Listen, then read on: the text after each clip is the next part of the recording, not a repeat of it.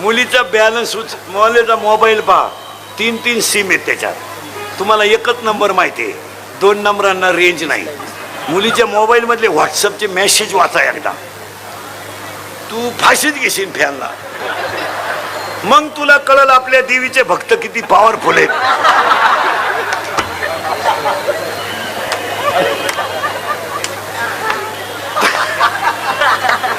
आणि मुलीच्या मोबाईल मधला बॅलन्स उचका. आपण 100 दिले, त्याच्यात 500 आले. मग 100ला 500 ही स्कीम कोणती आहे? 1 GB आहे का 2 GB आहे का GB आहे? हा विनोद नाही मारा. हा विनोद. महिला म्हणलं जाऊ दे, आता मी तुमच्या मुलासारखा. मुलगी मला आहे ना, मुलगी मला आहे, मुलगी तुम्हाला. मी तळतळीनं का बोलतो महाराज? मुलीचा बाप भीक मागणं सहन करू शकतो, पण मुलीनं घालवलेली इज्जत सहन करू शकत नाही. तो भीक मागणं सहन करेल, त्याचे कपडे फाटले ना त्याला काही वाटत नाही, त्याची दाढी वाढली ना त्याला अजिबात काही वाटत नाही. त्याला उलटी घरातली माणसं म्हणतात, अहो कार्यक्रमाला चालले तुम्ही, दाढी तर करा. जाऊ दे, त्याला वाटत नाही काही. तो पाहुण्यांच्या कार्यक्रमाला जर निघाला ना, त्याच्या कपड्याला इस्त्रीत पाहिजे असं काही नाही, त्याला फक्त इज्जत पाहिजे. तो असा गंडी नाही ना, मस्त फाटक्या शर्टात सुद्धा डुलत चालतो, त्याला काय वाटत नाही. चप्पल नसली ना त्याला काय वाटत. एक वाक्य सांगा पोरीनो, बापाला कशातच काही वाटत नाही, पण मुलाकडून आणि मुलीकडून गेलेल्या इज्जतीचा झटका त्याला बसल्याशिवाय राहत. त्याला परिस्थितीचं काय वाटत नाही. कालवणाला तेल नाही नसू द्या, काय देव ठेवेल तसं लावा, त्याला काय वाटत नाही. तो बिचारा श्रद्धावान असतो, त्याला काही वाटत नाही. आणि पोरीने या 2-4 वर्षामध्ये लाजा सोडून दिल्या. आणि आपण फक्त पोरांना नाव ठेवतो. पोर बिंडोक कशामुळे झाली? पुरी मूर्ख झाल्या. पूर्वी पोरग पोरगी पळवायचं,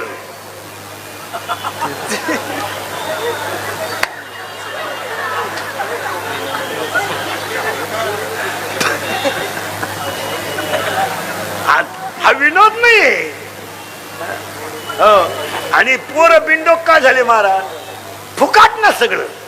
70,000ची पल्सर, 10,000चा मोबाईल, 2-4 हजाराचा पायात बूट, रुपये इन्कम नाही वळूला. फक्त मिशा काढायच्या आणि बोंबलं धिंडायचं. ऐकल्यावर सुधरत नाही 2-4 दिवस माणसाला काही. एकटाच हसतो घरी गेलो. आणि सर्टिफिकेट देणार मी कीर्तनात बसलेल्या कोणत्याही माणसाला मी सर्टिफिकेट देणार, त्याला 6 महिने अटॅक आणि बीपी येत नाही. नाही, एकटा हसत होतो. आणि जी माणसं मोठ्यानं हसतात ती सज्जन असतात, आणि जी गालात हसतात प्युअर मुक्या माझाची असतात.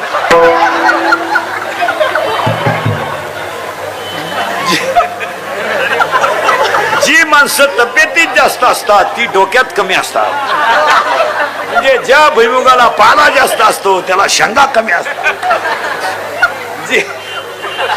जी माणसं मोठ्यानं बोलतात ती निर्मळ असतात, आणि जी हळूच बोलतात लफडेबाज असतात. चला, माणसाचा मृत्यू दिवसा झालेला असावा. इथं आपण 20 मिनिटापूर्वी होतो. तुम्ही नाही काळजी करायची काय. मी आता रिटायर झालो महाराज. मग मला तुम्ही शंका विचारली होती, जे मधीच मरतात त्यांचं काय, हा मुद्दा आपला चालला होता. माझं वाक्य तुम्हाला असं होतं, ज्याच्या कपाळावर जेवढं लिहिलंय तेवढंच त्याला आयुष्य मिळेल, यावर आपलं मत काय. पुरीला पाहिला का बोकड्याचा आवाज काढायचा, मोटरसायकल चालला कुत्र्याला थांबतो, त्याचा बाप पिसाळलेला होता, ते माझाठलं उतटून गेलं. ते फुकाट ना सगळं. घर बांधायचं नाही, एअर खांदायचं नाही, मोटर बसवायची नाही, अभ्यासाची काही गरज नाही. 7-8 हजाराचा मोबाईल, 7-70 हजाराची पल्सर, 2-4 हजाराचा बूट, वरून बापानं 100 द्यायचे खर्चायला पेट्रोलला. हिनं दरिद्रीनं द्यायचे 100. इथलंही खोडीची. हिनं उलट म्हणायचं 100 राहू दे अजून, त्याचं ऐकू नको, त्याचं नको ऐकू, तो पहिल्यापासून तसाच आहे. कोण तो? त्याला मी 9वी पासून पाहते.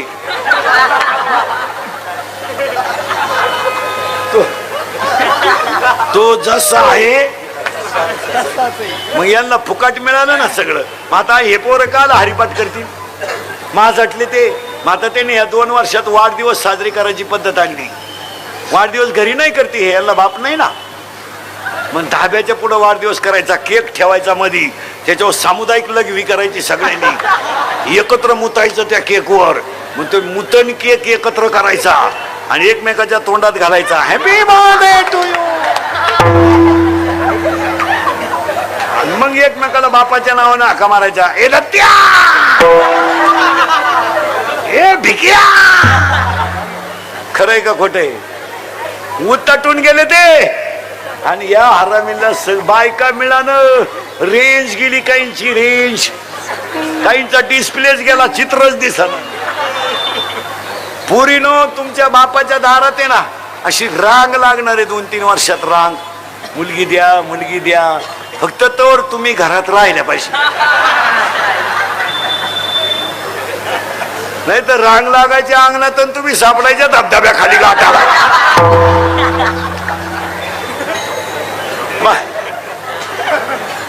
हा मी तर माझं कीर्तन हा म्हणजे हा ऍक्सिडेंट मध्ये मेला, तरुणपणात मेला, ही कारण फक्त निमित्तच आहे, विधी लिखित तेवढंच होत. आता एक उपकार मानायचे आपण, तुम्ही आणि मी रात्रंदिवस शेतात फिरणारी माणसं आहेत. शेतात साप नाही का? आहे. नाग नाही का? आहे. पण आपल्याला आतापर्यंत दौड झाला नाही, ही देवाची पुण्य आहे. एक बारीक अभ्यास करा, म्हणजे आपल्या शेतात सापही आहेत, विंचू आहेत आणि प्राणी आहेत, पण आपल्याला अजून स्पर्श केला नाही, ही देवाची पुण्य आहे का आपल्याला देवाची कृपा का त्याने आपल्याला आतापर्यंत तो धक्का लागू दिला.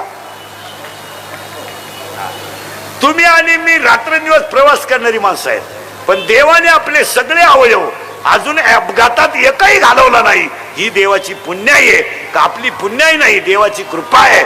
यावर तुमचं मत काय? तुम्हाला मला जिवंत ठेवलं.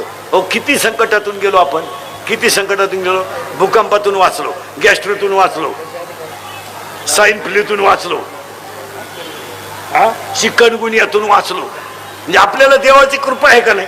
आपण वाचलो, ही कृपा आहे का नाही? आता जे गेले त्यांचं लिखित होतं तेवढं. हे तो प्रारब्धाधीन, हे तो प्रारब्धाधीन, हे तो प्रारब्धाधीन, हे तो प्रारब्धाधीन.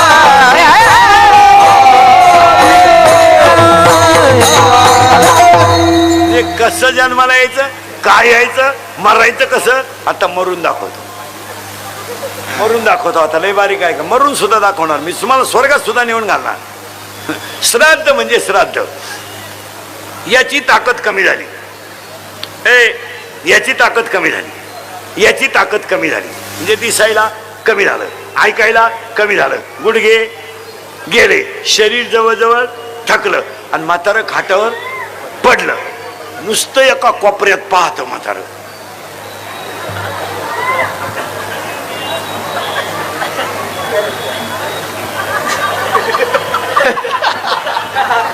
खात नाही, पेत नाही,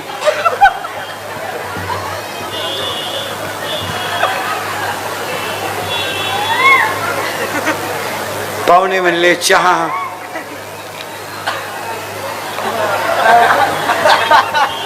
दूध, थोडी दारू. ऐका, आता तो म्हातारा खाटावर निचेष्ट पडलाय. एक माणूस भेटायला गेलेला काय म्हणतो, तो आता तंद्रीत आहे. शब्द तंद्रीत आहे, आणि तंद्रीत हा शब्द खरा आहे. ज्या वेळेस माणूस एकाग्र होतो त्यावेळेस यम त्याला मागचा हिशोब विचारायला सुरुवात करतो. तो एकादशी केलत्या का? नाही. सोमवार केलता का? नाही. तू तर नालायक वागला. पण त्यानं सांगितलं मी 2 तास एकदा इंदुरीकडच्या कीर्तनाला गेलतो. मग यम म्हणला थांब, ते 2 तास मला तुला शिक्षेतून वजा करावा लागतील. तुम्हाला माहिती म्हणून सांगतो, दिंडीत गेलेला काळ, वारीत गेलेला काळ आणि भजनात गेलेला काळ यमाच्या बापाला सुद्धा वजा करावा लागतो. तुम्ही जर 22 दिवस माऊली सोहळ्यात पायी चालले आणि जर कदाचित तुमचा मृत्यू झाला तर यमाला ते 22 दिवस तुमच्या शिक्षेतून वजा करावं लागतात. याला नामचिंतन केलंय, हा संतांच्या संगतीत होता. अरे यानं नाही भजन केलं पण याच्या कानाव का होईना भजन. पाया पडून सांगतो, परमार्थामध्ये घातलेला वेळ कधीही बोगत जात नाही. एखाद्या ठिकाणी हरिपाठ चालू आहे, आपल्याला ऐकू वाटला, आपल्याला उभे राहिलो 15-20 मिनिटं, येत नाही आपल्याला हरिपाठ, पण आपल्या कानाला गोड लागला, ऐकत राहा, ते 20 मिनिटं वजा होती. आणि मग त्याला यम न्यायला यायच्या अगोदर ते पडेल राहतं, आणि पडेल राहिलं का भेटणाऱ्यांची गर्दी सुरू होती. मग ह्या लई तज्ञ त्याच्यातल्या, या सगळ्यातल्याच तज्ञ आहेत. मग एक बाई त्याच्या पायाला हात लावती, पाय गार पडले. दुसरी शेंडा पाहती, वाकडा झाला, आता जवळजवळ मिटलं. तिसरी लगेच कानाची पाळी पाहते, कानाची पाळी वागते माणसाची, तेव्हा 3 दिवसानं माणूस मरतो, आणि शेंडा कल्ल्यावर 7 दिवसानं मरतो, असा नियम आहे. रोज उठून आपलं नाक पाजा आहे का, हे आठवड्यात आहे आपलं. हो, नाकाचा शेंडा कल्ला की 7 दिवस मोजावेत, कानाची पाळी कळली का 3 दिवस मोजावेत, आणि पडलेलं शरीर पुरी झालं, आणि मग त्या म्हाताऱ्याला जे आवडत त्याची वासना तयार होते. मग काही काही म्हातारी माळ ठेवतात आयुष्यभर, आणि मरायच्या टायमाला घरच्यांना असं करत्या. घरच्यांना वाटलं सफरचंद 3 किलो आणून दिली, अंड अंड. मग एक जण म्हणतो नका देऊ, तो माळकरी आहे. दुसरं म्हणतो गण टिकावली देऊन टाका. तिसरं म्हणतो मग काय वासना ठेवता का, म्हातारा कोंबडा होईल. आणि त्याच वेळेस वासना तयार झाली का वासना तिच्या भावाला फोन करते. तिच्या भावाचं नाव आहे यम. यम राजदूतला राखेल टाकूनच येतो. ठाय ठाय ठाय ठाय ठाय ठाय. यम आला का याचा श्वासवास झाला बंद. लगेच जवळची माणसं नागपुडीत कापूस घालत्या. मेला माणूस पाहता का मॅग, मेला. आता मेल्यानंतर खाली शिल्लक का राहिलं, प्रेत. चैतन्य निघून गेलं. नागपुडीत आतली घाण बाहेर पडू नये म्हणून नागपुडीत घातलं कापूस. प्रेत पडलं, माणसं रडायला लागली. का रडले, माया. प्रेताजवळ माणसं का रडली त्यांना माहिती आहे, गेलेला परत येणार नाही तरी रडले. का, माया. आणि ते शिल्लक राहिलं ते प्रेत, त्याला तुम्ही सुतळी बांधणार आणि जाळून टाकणार, माणूस मेला. आता स्वर्गात गेल्यावर काय होतं हे मी तुम्हाला सांगितलं असतं, पण अजून मी गेलो नाही.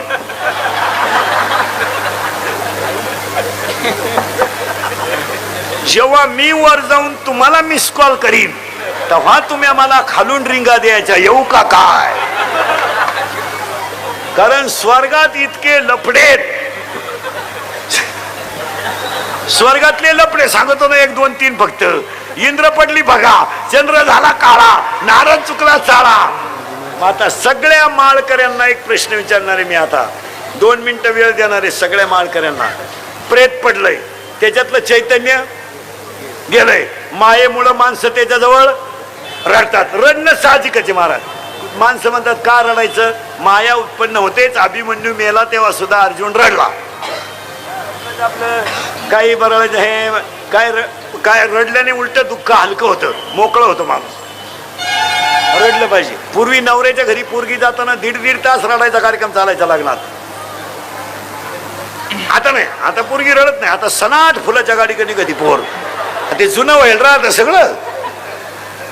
आता 10 लग्न जर असले तर 7 लग्न जुने आहेत.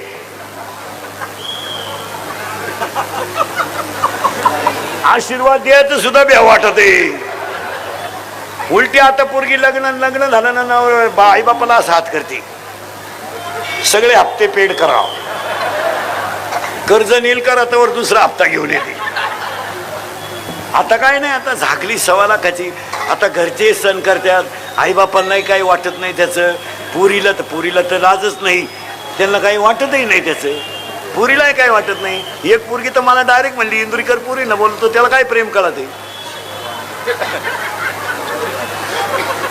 काय बोलायचंय पोरींच्या पुढं, म्हणजे मला प्रेम कळत नाही. प्रेम आंधळा असतं म्हणली, त्याला 2 डोळे, त्याला कुठं प्रेम दिसत आहे. म्हणजे मला बिंडोक पुरी, पुरीला काय 100% पोरी इंदुरीकरला शिव्या देत्या. बाबा इंदुरीकर केसांवरून आम्हाला लय बोलतो, कपड्यावरून बोलतो. पोरीनं मी बोलतो म्हणजे मी एका मुलीचा बाप आहे, मुलगी मला आहे. बापाला काय तळतळ असते तुम्हाला भाषण करून कळते का? ज्याला पोरगी नाही त्याला काय वांग कळत त्याच्यातलं. पोरीनं तुम्ही जा ना पळून, आपलं मत नाही. आज जा कीर्तन संपल्यावर, कारण मला गॅरंटी आहे तुम्ही माझं ऐकू शकत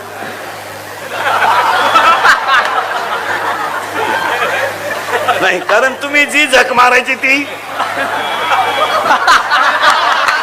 कारण मी किती बोललो तरी तुम्हाला त्याची लाज. जा पळून तुम्ही, फक्त विनोद नाही बरं. आपल्या कीर्तनाला विनोदाची झालर आहे, पण झटके जीवन बदलवणारे. पुरीनं जा पळून तुम्ही. आज जा, मेसेज टाका, चंद्र आहे साक्षीला. फक्त माझ्या एका प्रश्नाचं उत्तर द्या. तुमच्या बापानं काय पाप केलं होतं का तुम्ही त्याची इज्जत संपवली? एवढं उत्तर द्या. जा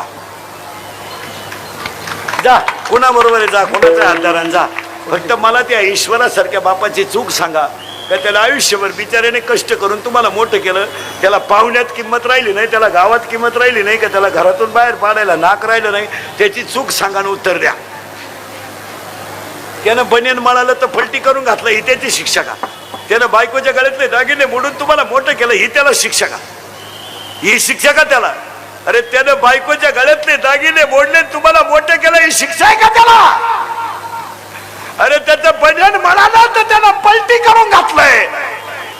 अरे पुरीनं प्रयोग वही आणायला सांगितली, तो किराणा दुकानात घुसला तर किराण्याचा बाजार कमी केला आणि त्यानं प्रयोग वही आणली, हे फळ आहे त्याला? डोक्यावर दगड वाहून त्यानं घर बांधलंय. पुरी जरा नीट आहे का? अरे तुमचा जन्म नव्हता झाला पुरीनं, तुमचा जन्म हा बिचारा शेतकरी वर्ग आहे ना, त्यांच्या मुलासारखा मी. त्यानं डोक्यावर दगड वाहून पायानं गाळ करून घर बांधलंय. अरे तुमचा जन्म झाला पोरी नव्हतं. तुमचा बाप 15 मिनिटं एकटा हसत होता. का हसत होता माहितीये पोरीनं तुम्हाला? का हसत होता माहितीये का? त्याच्या आईने त्याला सांगितलं होतं, तुला जर मुलगी झाली तर तू नशिबवान असेल. अरे त्याला आईची आठवण आली तर तो 15 मिनिटं हसत.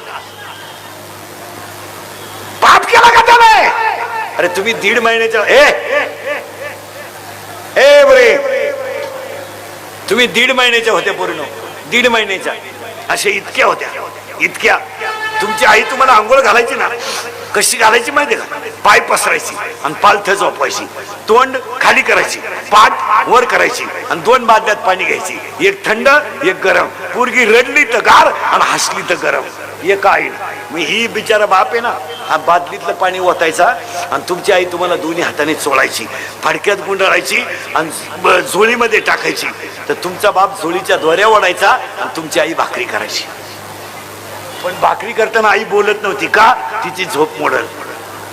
पोरीनो, तुम्ही बोलायला लागले तर बाप बोबडा बोलायचा, तुम्ही चालायला लागले तर तुमचा बाप वाकून चालायचा, आणि पोरीनो तुम्ही रडायला लागले तर तुमचा बाप गुडघे टेकवायचा. पोरीनो गुडघे, अरे गुडघे खाली टेकवायचा तो बाप, आणि हात खाली टेकून घरात घोडा घोडा व्हायचा. रे पोरीनो, घरात घोडा घोडा व्हायचा. तुमचे पाय पोटाला लागायचे, तो वर हसायचा. तुमचं लग्न जमलं तर रात्रभर उशीत मुंडक गुतून तो रडत होता. पोरीनो, तो का रडला माहितीये का? माझे पैसे जाऊ द्या, फक्त माझी मुलगी सुखी होऊ द्या म्हणून रडत होता. वाईट पोरीनं भाऊबंद असले, पैसे नाहीत, रात्रभर उशीमध्ये मुंडक गुतून रडला. त्याला आधार देणाऱ्या त्या बायकोनं त्याच्या खांद्यावर हात ठेवला आणि म्हणली, डोळ्याचं पाणी पुसा, मी गळा मोकळा करील, पण लग्न करील. तो काय म्हणला माहिती का? अगं माझ्याच्यानं तुला परत गळ्यातलं होणार नाही ग, आपण 5 गुंठे जमीन विकू, पण पुरीचं लगीन डोले जंग केलं रे. पुरीनो तुम्ही आज पळून जा, कीर्तन संपल्यावर. आता जा, आता घरी गेल्या गेल्या बापाला सांगा, जा पळून. पोरीनो तुम्ही फक्त तुमच्या बापाला सांगा गेल्यावर का मी माझं त्या मुलावर प्रेम आहे, आम्ही 9वी पासून झक मारतोय, माझ्या मोबाईलला बॅलन्स तो टाकतोय. एक वाक्य सांगू पोरीनो, 5